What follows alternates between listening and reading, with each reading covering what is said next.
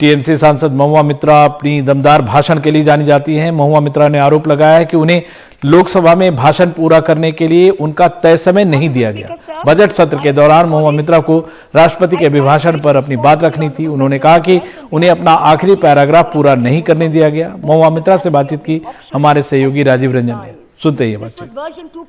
हमारे साथ टीएमसी के महुआ मित्रा, क्या हुआ जो आज राष्ट्रपति के भाषण बोल रही थी? आप तो सब देखे क्या हुआ राष्ट्रपति भाषण में। हमारे पार्टी से 12 घंटा की चर्चा के टाइम है, 12 घंटा।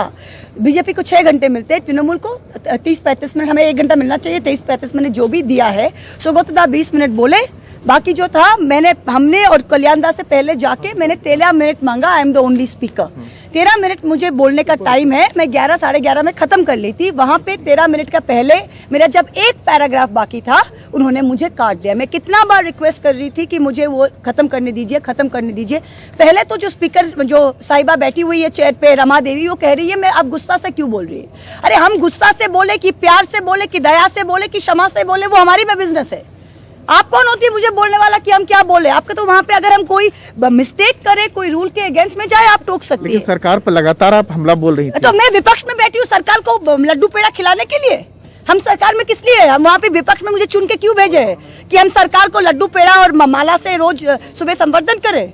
इसीलिए हमको दिया गया है। हमारा काम क्या है यहाँ पे? हम आते क्यों है यहाँ पे?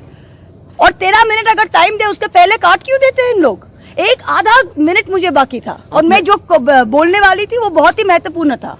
आपने गणतंत्र पर भी सवाल उठाया, कहा कि सरकार इतिहास बदलने की कोशिश कर रही है। तो जिस इतिहास में उन लोग कहते हैं कि सावरकर मतलब देश प्रेमी थे और मतलब और यहाँ पे जो आज हमारे सारे लोग सिद्दीक कप्पन से लेके मुरावर फरीकी सब देशद्रोही है। जब फार्मर्स हमारे देशद्रोही बन गए और उनके जो लोग हैं जो फार्मर्स को कुचल दे रहे, उनको अभी तक मंत्री बना के रखे हैं, तो इस इंडिया में क्या बोलेंगे? हम चुप बैठे। लेकिन सुभाष चंद्र बोस के भी नाम ले रहे हैं लोग। सुभाष चंद्र वो क्या करते हैं? वो सबको अपना जागीर बनाना चाहते हैं। सरदार वल्लभ भाई पटेल ने क्या किया? उन्होंने आरएसएस को बैन किया था होम मिनिस्टर बनने के बाद। वो कहते हैं सरदार वल्लभ भाई पटेल अपना। वो क्या कह रहे? वो कह रहे सुभाष चंद्र बोस अपना। सुभाष चंद्र बोस जय हिंद कहा था, जय श्री राम नहीं कहे थे। सुभाष चंद्र बोस ने कहा था कि communalism in India is the ugliest force. ये क्या कर रहे हैं? सिर्फ हिंदू मुसलमान करते हैं। तो सुभाष चंद्र बोस, वल्लभ भाई पटेल, भगत सिंह, इनका नाम भी इनके जुबान पे गंदा सुनाई देता है। आप कह रहे हैं कि भविष्य से डर भी रहे हैं मौजूदा से। हाँ। भविष्य से डर रहे हैं क्योंकि इनको ये भविष्य जहां हम खड़े होके बोल सके गणतंत्र में, पार्लियामेंट में, उसी से डर है। क्योंकि इनको मालूम है कि एक दिन ना एक दिन बहुत जल्दी इनका टाइम खत्म हो जा रहा है, इसीलिए ये डरते हैं। ये सब कुछ से डरते हैं। आपने ये भी कहा कि वक्त आ गया कि सबको मिलकर मुकाबला करने को, बदलने का वक्त तो आ ही गया। आप देखिए इतना कुछ करने का बाद भी बीजेपी इतना पैसा, इतना सब इंस्टीट्यूशंस उन्होंने हड़प लिया, उसके बाद भी वो केरल से बिहार इन 200 सीट में वो 50 सीट से ज्यादा नहीं जीत पाए आज के दिन पे खड़े होकर। तो अगर विपक्ष एक साथ मिलके वेस्ट, पश्चिम और उत्तर, नॉर्थ में एक साथ काम करे या कुछ भी अपना प्लान बना के करे तो ये खत्म हो जाएंगे। बीजेपी वाले तो चीख के सरकार गिरा दिया 2G के ऊपर, याद है? तो अभी क्या पेगासस का नाम नहीं ले सकते? आप हमारे फोन पे सुनोगे हम क्या बोलेंगे और हम यहाँ पे नहीं बोल सकते। वो किसान से तो उन्होंने माफी मांग ली। कहाँ से माफी? तो MSP क्यों नहीं दिए? किसान से माफी मांग ली और जिस मंत्री का बेटा ने 5 किसानों को गाड़ी से कुचल के मार दिया, वो मंत्री आज तक बैठे हुए हैं, माफी मांग ली। जिस किसानों का आंदोलन के पीछे MSP minimum support price main मुद्दा था, आज तक वो गारंटी नहीं किया, माफी मांग ली। सिर्फ पगड़ी पहन के आइए बोलने से माफी हो जाता है? एक आखिरी सवाल, राष्ट्रपति का भाषण को आप कैसे देख रहे हो ओवरऑल? राष्ट्रपति क्या है? वो तो भाषण पढ़ते हैं, लिखते तो इन सब है, लिखते तो ये है। तो इनका जो वाणी है, इनका जो स्पीच है, वो इससे डिफरेंट क्या होगा? अब बताइए ना। वो कह रहे हैं मुसलमानों को हमने लिबरेट किया है, मुसलमान औरतों को हमने लिबरेट किया है। देखिए हज पे वो अकेले जा सकते हैं, वो क्या नाम है आपका, ट्रिपल तलाक हट गया है। और 1 जनवरी इस साल का, नया साल का फर्स्ट दिन में क्या हुआ? बुल्ली बाई। 2021 में क्या हुआ? Sulli deals. ये मुसलमान औरत का इन लोग श्रद्धा कर रहे हैं, रिस्पेक्ट कर रहे हैं। पूरा खोखला सरकार है, बॉटम टू एंड। और क्या होता अगर वो मुझे आधा मिनट एक्स्ट्रा देता, 1 मिनट एक्स्ट्रा देता, कोई क्या होता? हम अपना बात रख के निकल आते, everything would have been okay. ये थी टीएमसी की महुआ मित्रा जो सरकार पर हमला बोल रही है। संसद भवन से राजीव रंजन, NDTV इंडिया। महुआ मित्रा अपने अंदाज में। और छत्तीसगढ़ का दावा है कि ग्रामीण भूमिहीन कृषि मजदूरों को सीधी आर्थिक मदद देने वाला पहला देश का राज्य बन गया है। कांग्रेस नेता राहुल गांधी ने गुरुवार को राजधानी रायपुर में साइंस कॉलेज मैदान में राजीव गांधी ग्रामीण भूमिहीन कृषि मजदूर न्याय योजना और राजीव गांधी युवा मितान क्लब योजना का शुभारंभ किया। इसके अलावा राहुल गांधी ने नया रायपुर में स्थापित किए जाने वाले सेवाग्राम और छत्तीसगढ़ अमर जवान ज्योति की आधारशिला भी रखी। ये रिपोर्ट देखते हैं।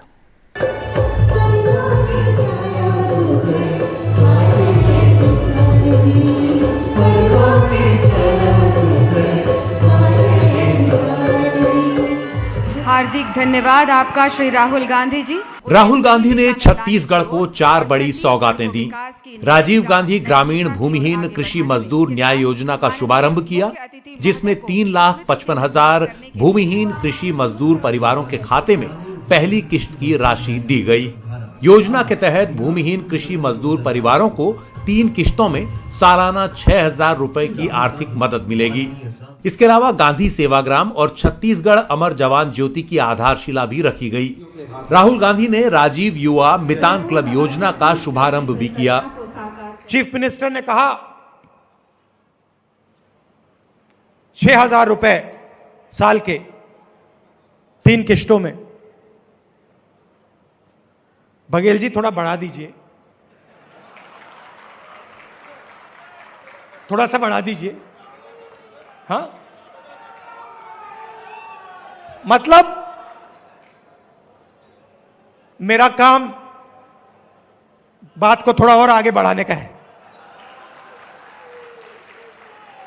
देखिए, अच्छा लगता है जब सुनने को मिलता है कि छत्तीसगढ़ में हमने किसान की मदद की और एकदम पूरे प्रदेश को फायदा हुआ। 2 लाख पशुपालकों से हमने 61 लाख क्विंटल गोबर खरीदा और उनके खाते में 122 करोड़ रुपया पहुंचा दिया। वर्मी कंपोस्ट से एसएसजी ग्रुप को फायदा हो रहा है। डीएपी के लिए परेशानी हो रही है, लेकिन छत्तीसगढ़ में जो वर्मी कंपोस्ट मिला के खेती कर रहे हैं, तो आज हम जैविक खेती की तरफ छत्तीसगढ़ आगे बढ़ रहा है।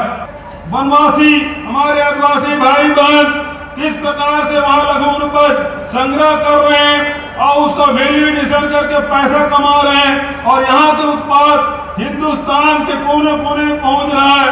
जो दंतेवाड़ा, जो बस्तर नक्सली गढ़ के नाम से जाना जाता है, आज दंतेवाड़ा का जो कपड़ा है जेनेक्स ब्रांड के नाम से पूरे देश और दुनिया में पहुंच रहा है। मौका और मंच किसानों के लिए था, लेकिन राहुल गांधी ने हमला बीजेपी पर भी बोला। 2 नए देश बनाए जा रहे हैं, एक अमीर देश 100, 200, 500 लोगों का, और एक गरीब देश हिंदुस्तान के करोड़ों लोगों का। ये सोचते हैं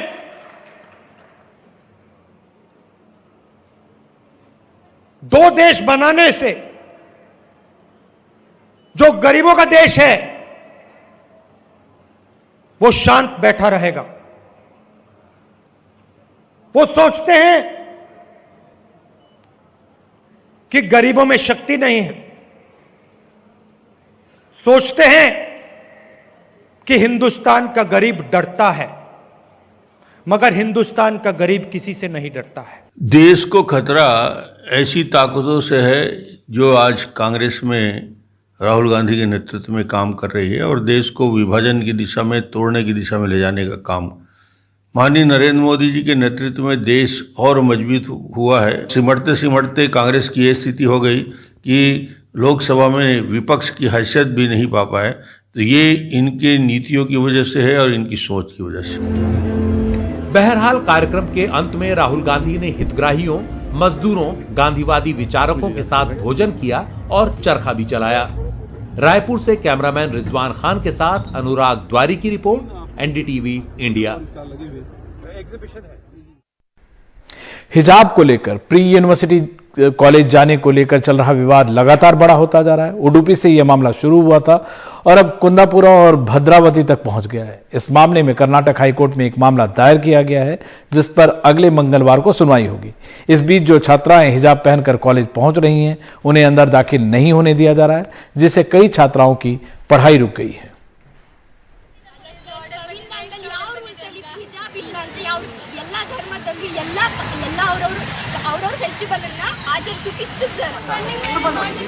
उडुपी के एक पीयू कॉलेज के गेट पर मचा हंगामा अब पास के शिवमोग्गा और भद्रावती तक पहुंच गया।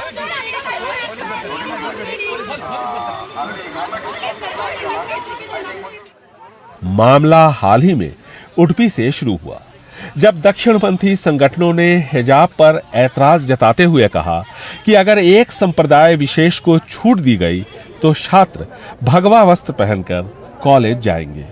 कुछ छात्र भगवा पट्टी के साथ पहुंच भी गए।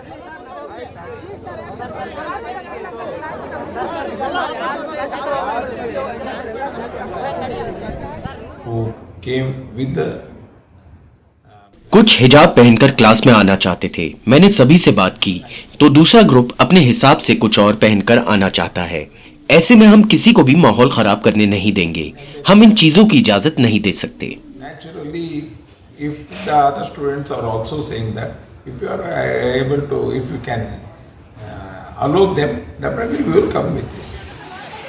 उधर लड़कियां कह रही हैं कि अब तक इस पर रोक नहीं थी, अचानक रोक लगाई गई है।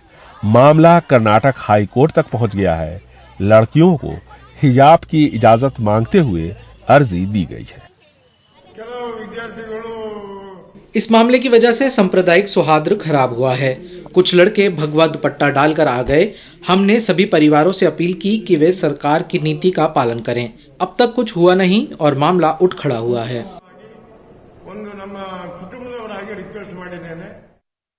अगले साल यहाँ विधानसभा के चुनाव होने हैं। ऐसे में मौजूदा हालात के हिसाब से सभी राजनीतिक दलों को मुद्दों की तलाश है। हिजाब विवाद इसी का नतीजा है।